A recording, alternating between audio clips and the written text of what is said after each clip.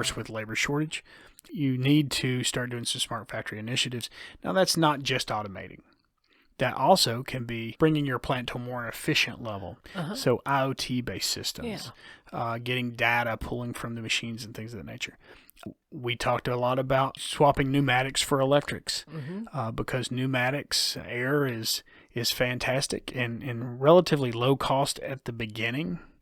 A pneumatic cylinder on a machine costs less than an electric cylinder, servo or stepper, closed-loop stepper-based electric cylinder.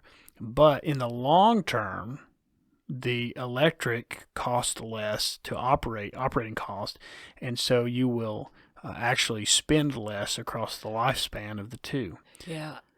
I think folks need to go back to the first episode of this season, Industrial Automation. We didn't name it, number 33.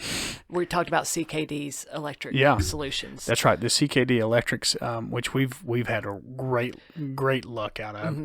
Not luck, they just build a great product. They're good.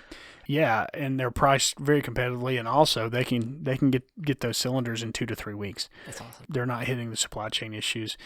There's some certain items. I mean, there's always certain items in place, but CKD has managed that very, very well.